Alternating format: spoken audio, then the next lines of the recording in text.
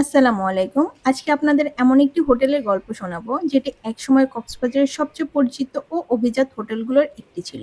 সময়ের পরিবর্তনে যার জৌলুস অনেকটা হারিয়ে গেছে, কিন্তু এখনো ইতিহাসের সাক্ষী হয়ে দাঁড়িয়ে আছে। ভিডিওটি শুরু করার আগে একটি ছোট্ট অনুরোধ। আপনি যদি এখনো আমাদের চ্যানেলটি সাবস্ক্রাইব না করে থাকেন, তাহলে এখনই সাবস্ক্রাইব করে পাশে থাকা বেল আইকনটি অন করে দিন। আমরা নিয়মিত কক্সবাজারের বাজেট হোটেল, রিসর্ট, দর্শনীয় স্থান এবং ভ্রমণ সম্পর্কিত নির্ভরযোগ্য তথ্য নিয়ে ভিডিও প্রকাশ করি। কক্সবাজারের পুরনো হোটেলগুলোর ইতিহাস বলতে গেলে হোটেল প্যানোয়ার নাম অবশ্যই চলে আসে। ১৯৮০-র দশকে এটি ছিল শহরের অন্যতম পরিচিত ও অভিজাত হোটেল।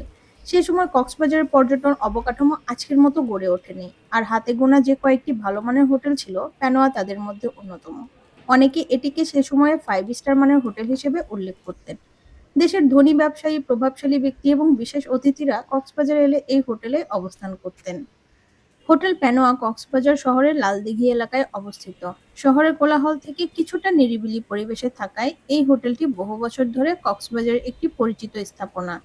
যদিও বর্তমান পর্যটকদের প্রধান আকর্ষণ সমুদ্র সৈকত সংলগ্ন হোটেলগুলো, তবুও সাশ্রয়ী ভাড়া ও দীর্ঘদিনের ঐতিহ্যের কারণে এখনো অনেক বাজেট ভ্রমণকারী, ছাত্রছাত্রী এবং বিভিন্ন প্রতিষ্ঠানের মার্কেটিং পেশাজীবীরা এই হোটেলটি বেছে নেন। যারা অল্প খরচে শহরের ভেতর থাকার ব্যবস্থা খুঁজছেন, তাদের জন্য হোটেল প্যানোয়া এখন একটি পরিচিত বিকল্প। হোটেলটির আরেকটি বড় আকর্ষণ ছিল প্যানোয়া রেস্টুরেন্ট। সেই সময় এখানে রাজকীয় আয়োজনে বিভিন্ন ধরনের দেশি বিদেশি খাবার পরিবেশন করা হতো। সুস্বাদু খাবার ও উন্নত সেবার জন্য রেস্টুরেন্টের ছিল আলাদা সুনাম। অনেক মানুষ শুধু এই রেস্টুরেন্টের খাবারের স্বাদ নেওয়ার জন্যই এখানে আসতেন।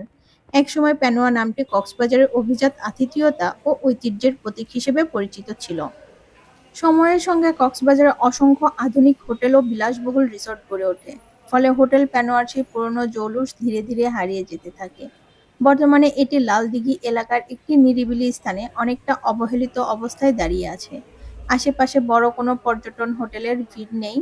একসময় যে হোটেলটি ছিল অভিজাতদের প্রথম পছন্দ, আজ সেটি অনেকটা ইতিহাসের একটি স্মৃতি হয়ে রয়েছে। এবার আসা যাক হোটেলটির রুম ভাড়ার বিষয়ে। বর্তমান সময়ে হোটেল প্যানোয়ার সবচেয়ে বড় আকর্ষণ হলো এর অত্যন্ত সাশ্রয়ী ভাড়া। এখানে সিঙ্গেল রুম মাত্র ৩৫০ টাকা, ডাবল বেডের রুম ৫৫০ টাকা এবং ডাবল রুম ৯০০ টাকা। আশ্চর্যের বিষয় হলো দীর্ঘদিন ধরে এই ভাড়াগুলো প্রায় অপরিবর্তিত রয়েছে। যারা কম খরচে কক্সবাজার শহরে রাত কাটানোর জন্য একটি সাধারণ ও বাজেট বান্ধব হোটেল খুঁজছেন, তাদের জন্য এটি একটি ভালো বিকল্প হতে পারে।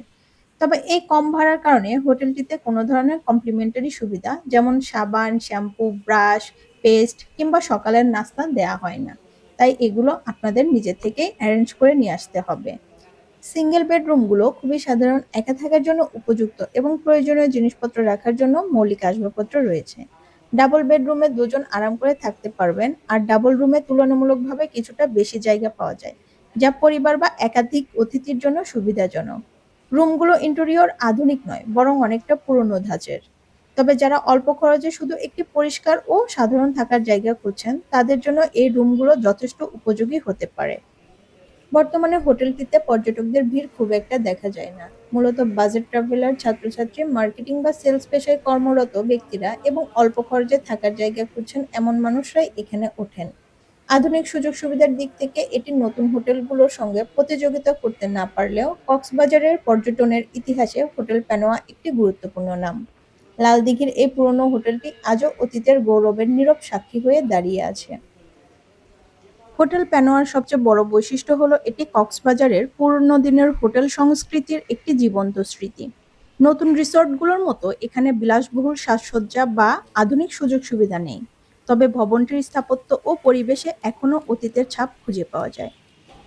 অনেক পুরনো ভ্রমণকারীর কাছে এই হোটেলটি নস্টালজিয়ার একটি অংশ। যারা কক্সবাজারের ইতিহাস ও পুরনো দিনের পরিবেশ অনুভব করতে চান, তাদের জন্য হোটেল প্যানোয়া একটি ভিন্ন ধরনের অভিজ্ঞতা দিতে পারে।